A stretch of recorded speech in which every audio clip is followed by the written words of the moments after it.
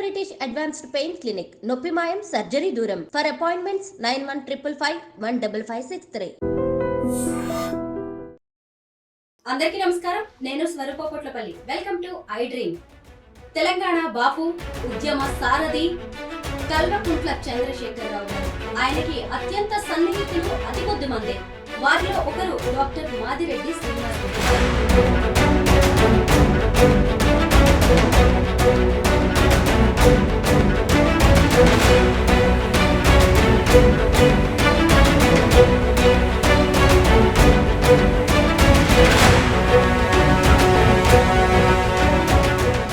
వారిద్దరికి 25 ఏళ్ల అనుబంధం ఉంది. ఆయన మాజీ ఎమ్మెల్సీ, తెలంగాణ భవన్ ఇన్ఛార్జిగా, అలాగే టిఆర్ఎస్ పార్టీ ప్రధాన కార్యదర్శిగా సుదీర్ఘకాలం పనిచేశారు. 85 ఏళ్ల వయసులో మాదిరెడ్డి శ్రీనివాసరెడ్డి గారు అమెరికాలో తన పిల్లల దగ్గర ఉండడానికి శాశ్వతంగా వెళ్లిపోతుండటంతో మాజీ ముఖ్యమంత్రి కేసీఆర్ గారు ఎర్రవల్లిలోని ఫామ్ హౌస్ కి పిలిపించి ఆయనతో ఎంతోసేపు ముచ్చటించారు. అలాగే ఆ ఉద్యమ కాలం నాటి విషయాలను గుర్తు చేసుకున్నారు, ఆత్మీయ వీడ్కోలు పలికారు. ప్రస్తుతం ఆయన నాతో పాటు ఉన్నారు. సార్ తో మాట్లాడదాం. సార్ నమస్తే. నమస్కారం అండి. మీరు 2 రోజుల క్రితం ఫామ్ హౌస్ కి వెళ్లారు, కేసీఆర్ గారిని కలిశారు. ఆయన మిమ్మల్ని ఎంతో గొప్పగా స్వాగతించారు, ఎంతో ఆత్మీయ వీడ్కోలు పలికారు. ఎందుకు వెళ్లాల్సి వచ్చింది? సార్ ఏమన్నారు? ఆ రోజు మీరిద్దరి మధ్య జరిగిన సంభాషణ ఏంటి? ఒక వారం రోజుల కిందట కేసీఆర్ గారి దగ్గరికి పోయి నేను మొత్తం ఫ్యామిలీ మెంబర్స్, మా మిస్సెస్, డాటర్, సన్ అందరం కలిసిపోయాను. నేను ఈ ఏజ్లో మేము ఇద్దరం ఉండలేకపోతున్నాము, అమెరికాకు పోవాలనే ఉద్దేశంలో, తీసుకుపోవాలనే ఉద్దేశంలో పిల్లలు వచ్చిండ్రు, మేము ఇలా కలిసిపోదామని వచ్చింది అని చెప్పిన. ఇప్పుడు ఒక వారం రోజుల కిందట అయితే అన్నాడు, ఒక గంటన్నర కూర్చుని పెట్టిండు, భోజనం పెట్టిండు. ఇంకా జనరల్గా పాత విషయాలన్నీ జ్ఞాపకం చేసుకున్నాక తిని ఇంకా బయలుదేరి వచ్చేసినాక సడన్గా ఒక 2 days తర్వాత సీనన్న అంటే నన్ను సీనన్న అంటాడు. ఎందుకంటే సార్ కంటే నేను 15 ఏళ్ళు పెద్ద రఫ్గా. సీనన్న 3 రోజుల తర్వాత అంటే నేను మొన్న డేటు చెప్పి ఆనాడు భోజనానికి రాండి, అందరు రాని అన్నాడు. ఎందుకంటే ఈ పిల్లలు పోయేది రేపు నా కొడుకు పోతున్నాడు. ఒక 5-6 రోజుల తర్వాత డాక్టర్తో మేమంతా కలిసిపోతున్నాం. అది తెలుసు కాబట్టి సీనన్న మీరు పిల్లలతో రాయండి భోజనానికి అన్నాడు. నాకు అర్థం కాలేదు. 3 రోజుల కిందనే భోజనం చేసినాం కదా, మళ్ళీ ఎందుకు రమ్మంటున్నాడు? సరే, పార్టీ 25 ఏళ్ళు పనిచేసిన ఆయన ఏంది, ఆయన స్టైల్ ఏంది, ఆలోచన ఏంది అనేది మనకు కొంచెం రఫ్గా ఉంది.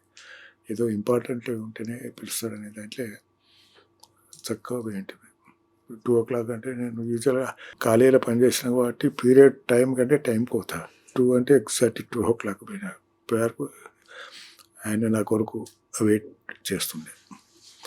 అయితే ఏమనుకో, ఓన్లీ మంచి వచ్చాడో ఆనాడు వేరే ఎవరికి పర్మిషన్ ఇవ్వలే.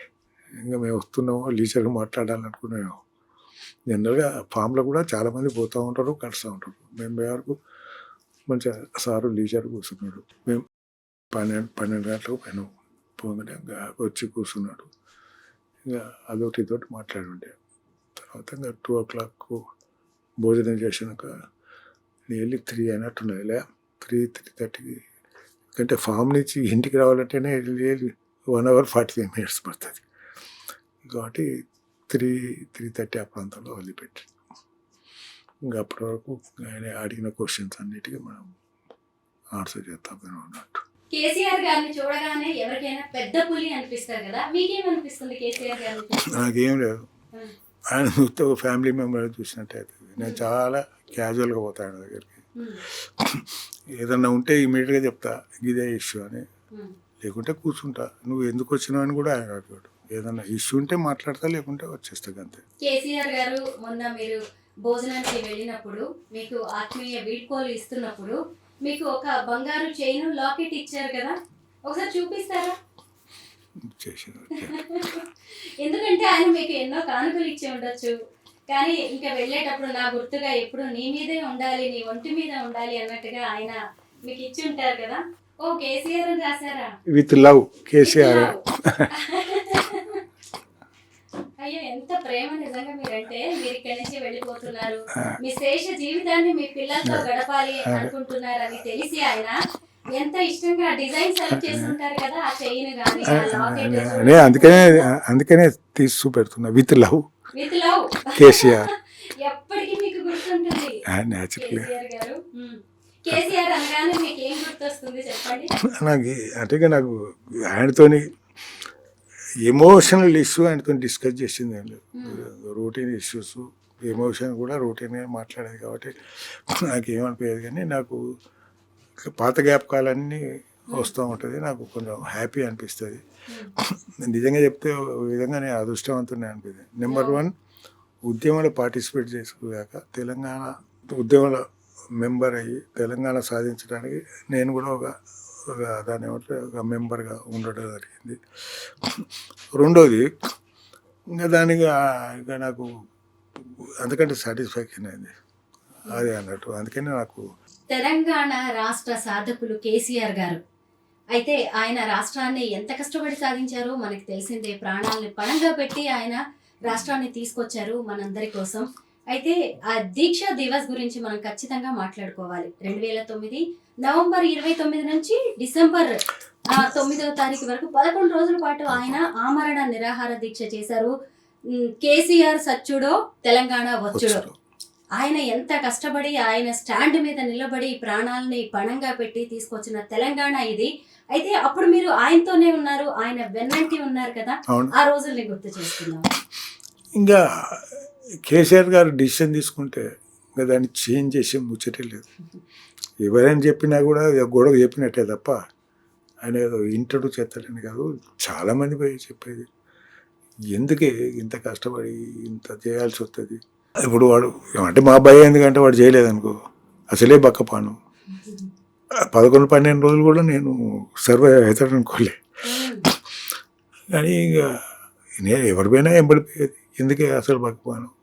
అంటే ఎప్పుడైనా తెచ్చుకోవచ్చు కదా, నువ్వు కొంచెం తొందరపడ్డవి, కొంచెం చూడు, డిసిషన్ చేంజ్ చేసుకుంటే బెటర్ అని అప్పుడున్న పెద్ద లీడర్స్ ఎవరున్నా అందరు పోయి అడిగిండ్రు. అడిగితే నో అన్నాడు. నేను కూడా ఆ 11 రోజులు ఏదైతే నాకు 9 రోజుల తర్వాత నాకు కూడా ఆశ జాలింది. బహుశా కేసీఆర్ బతకకపోవచ్చు, ఎందుకంటే బక్కపానం కదా. అప్పటికే హాస్పిటల్లో తీసుకుపోయిండ్రు, అక్కడ జాయిన్ అయ్యిండ్రు, మళ్ళీ మమ్మల్ని లోపలికి పంపించకపోయేది ఏమన్నా చూద్దామంటే. అట్లా నాకు 9 రోజుల తర్వాత నాకు కేసీఆర్ కింద కొంచెం బహుశా సర్వైవ్ కాకపోవచ్చు. బట్ ఆ పరిస్థితి మరి ఉన్న ఆంధ్ర గవర్నమెంట్ ఏమనుకున్నదో, ఈయనకేమన్నా అయితే ఇంకా ఉద్యమం విజృంభిస్తుందో అనే ఉద్దేశం వచ్చిందో ఏమో. సరే ఇంకా దగ్గరకు వచ్చి మేము కన్సిడర్ చేస్తాం చూస్తాం అని పిలిచి విరమింపజేసిండు. కానీ అప్పుడైతే నాకు కేసీఆర్ అసలే బక్కపానం 10-11 రోజులు ఏం తినలేదంటే నాకు బహుశా సర్వైవ్ కావడానే అనుకున్నాను నేను. కానీ ఆ లాస్ట్ మూమెంట్లో తీసుకొచ్చిండు. ఒక 4-5 రోజులు దాన్ని ఏమిటో నిమ్స్ హాస్పిటల్ కూర్చున్నాక మళ్ళా ఇంటికి వచ్చే పరిస్థితి వచ్చింది అన్నట్టు. అట్లా కొంచెం టెన్షన్ బాగుండే. కానీ అన్నయ్య అనుకుంటా అది చాలా పెద్ద టర్నింగ్ పాయింట్ తెలంగాణకు. ఆయన విడ్డా చేసేటప్పుడు కూడా మేము తెలంగాణ గురించి ఆలోచిస్తాము, కన్సిడర్ చేస్తాం అనే లెవెల్కి వచ్చింది. కాబట్టి కొంచెం డెఫినెట్గా కొంచెం ఆశ కలుగుతుంది కదా, అంటే వాళ్ళు కూడా ఈల్డ్ అవుతున్నారు అనే దాంట్లో వచ్చింది అన్నట్టు. అయితే కేసీఆర్ గారు అదొకటే కాక కేసీఆర్ గారు ఢిల్లీకి పోయి ఆయన కలవని అపోజిషన్ పార్టీ లేదు, అందరినీ కలిసేది. తెలంగాణ అవసరం ఏంది, సపరేట్ తెలంగాణ. ఇప్పుడు ఉన్నందుకు నష్టమే వస్తుంది. వచ్చే అడ్వాంటేజ్ అంటే ఆడ ఒక 5-6 నెలలు హైదరాబాద్ రాకుండా అక్కడ కూర్చుంటే బహుశా నేషనల్ పార్టీస్ చిన్నది పెద్దది అనేది లేకుండా అందరు పోయి కలిసి వాళ్ళందరినీ కన్విన్స్ చేసే ప్రయత్నం చేసిండు. కన్విన్స్ అయిన్లు. ఇంకా బహుశా అప్పటికే ఇక్కడ ఉన్న గవర్నమెంట్ వెరీ అనేది చేసినట్టున్నది. ఇంకా లాభం లేదు, తెలంగాణ ఇస్తేనే బెటరు, లేకపోతే ఇంకో తిరిగి పోతుంది అనే దాంట్లో అది తెలంగాణ వచ్చింది. అది ఆయన ఆ indefinite fasting it is turning point. కానీ మాకైతే ఆశ లేకుండే ఆయన సర్వే అవుతాడు, ఎందుకంటే బక్కపాను మాకు టెన్షన్ ఉండే. కానీ మంచి వచ్చాడు, ఒక మొండి డిసిషన్ తీసుకున్నాడు కాబట్టి అది తెలంగాణ కలిసి వచ్చింది. Thank you so much sir.